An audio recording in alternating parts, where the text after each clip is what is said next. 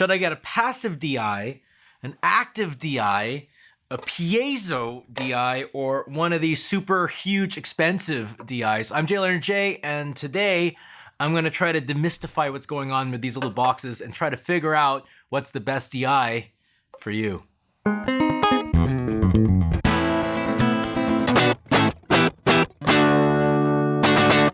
So I have 4 DI boxes from the team down at Radial Engineering in Canada, beautiful British Columbia, which is like right where I live.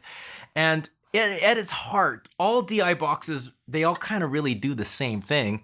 So if you're in the market for a DI box, it's kind of like hard to figure out which the right one for you. And you know, there's typical like general rule of thumbs, but really why do those rules exist and what's exactly going on there? What I'm going to do today is I'm going to try to help you figure out which one would probably suit your needs the best. And I'll do some playing examples and all kinds of stuff so you could actually hear what's going on.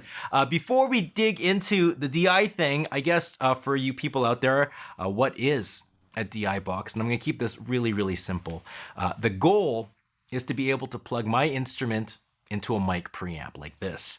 Unfortunately, mic preamps are designed for microphones. They weren't designed to, you know, guitars to be plugged into them or keyboards to be plugged into them. So all a DI box really does at its heart is it converts your instrument signal to match the signal level and impedance characteristics of a microphone. And that's exactly what these do. So I have 2 main ones, which is the active DI and the passive DI. The passive DI uses a step-down transformer to convert your signal. It doesn't need any power whatsoever. And the active DI box uses a powered built-in preamp to do that conversion for you. The preamp design in these active DI boxes are going to provide you with a lot more clean headroom. It's going to give a lot more signal level out so you could feed that mic preamp a little bit more. And also, it's going to match a wider variety of instruments. So if you want crystal clear sound, pristine stuff, I'd go active. If you have a weak output passive pickups, like the kind in this bass over here, the active DI box will give you a little bit more goose energy to push that preamp just in the right way.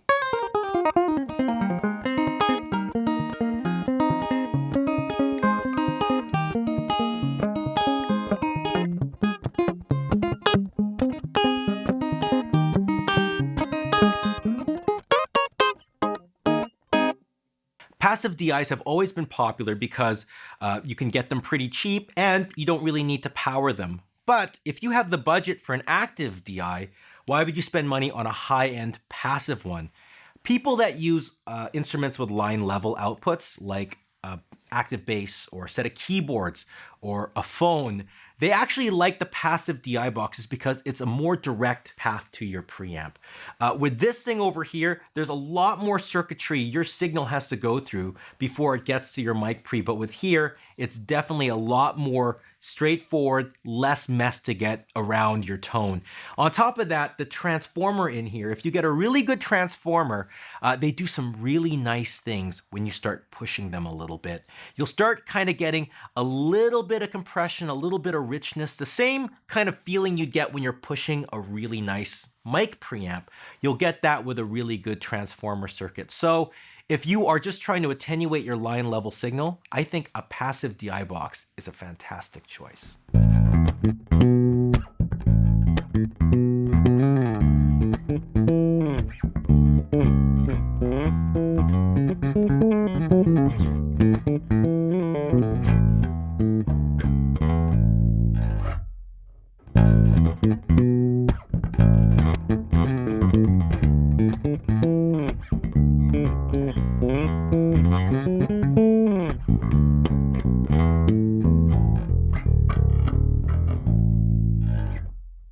So now that we've gone over the active and the passive DI boxes, let's talk about some of the specialty ones. This one is a piezo DI box, and these are made specifically for instruments with passive piezo pickups. You'll see them in a lot of acoustic guitars, mandolins, violins, stringed instruments. Passive piezo pickups are actually really, really finicky. And a lot of people always complain that they sound nasally. And the reason why is because they need an incredibly high input impedance to sound really, really good. So even though these actually have quite a high input impedance, active DI box can go up to about 1 meg or so. A piezo DI box can go up to 10 meg, so it's a lot more. And you'll realize once you actually use a piezo DI box, it really opens up that tone, gets rid of some of that honk. So what I'm gonna do is I got this Yamaha guitar from my boys at Rufus Guitar Shop. I'm gonna go through an active, a passive, and a piezo DI box, and you can hear the difference for yourself.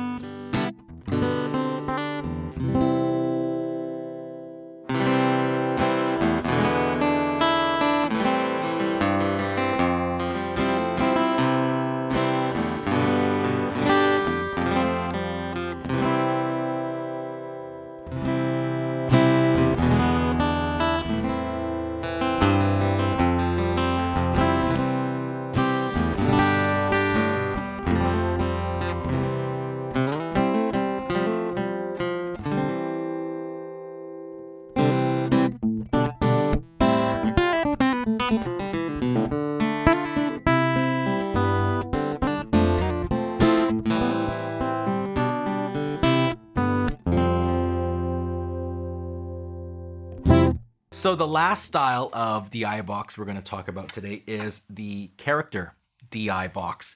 And I would like to equate it to kind of like a Neve console. You know how people like to record in studios with Neve consoles because those preamps really bring out a nice character to the sound of your voice or your instruments. It's the same thing with these character DI boxes. Instead of being so focused on clarity, it'll actually add a little bit of flavor to richen your tone, bring a little bit more life to lifeless tones.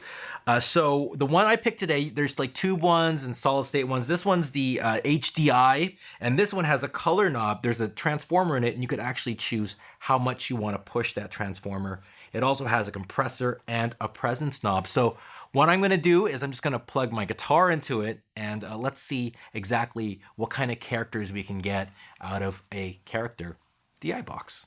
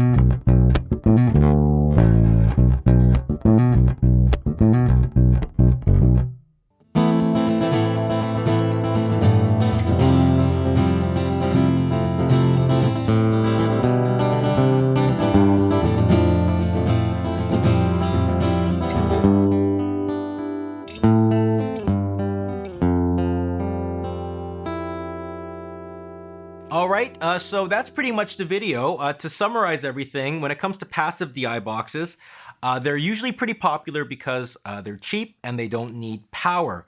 If you're looking for a high-end one, pretty much what you're going to be paying for is the sound of the transformer. It's going to impart a nice rich character to it. So if you have an active instrument like a bass, active bass, or a keyboards that you can push it a little bit, this would be a really cool choice to wake them up. And if you have a passive instrument, they'll still work, but you're just not going to be, sending out too much signal to your preamp. So just keep that in mind. an active DI box. They're really good if you want crystal clear quality. So it's going to be really pristine. It's going to be very wide in the applications. You could use it for almost anything. And the only thing I would keep in mind is they don't really sound the best when you're pushing them the same way a passive would. So if you're giving it a hot signal, just press the pad button to give yourself a little bit more headway. The Piezo DIs feature a very, very high input impedance, which will match the needs for a passive piezo pickup, really open up that sound. One thing to note though, if you have an active piezo system, like your acoustic instrument needs a battery for the piezo, you don't necessarily need this. You could use any of these and they'll sound just fine. These are the really work the magic with the passive piezo pickups.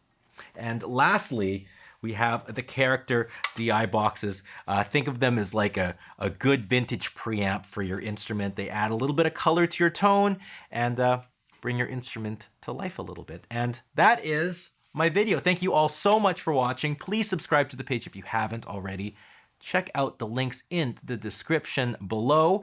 And if you want to actually hear my reviews on all 4 of these different DIs, check it out on Patreon. I do my, demo videos and I do all my analysis videos here, but I do all my product reviews on Patreon.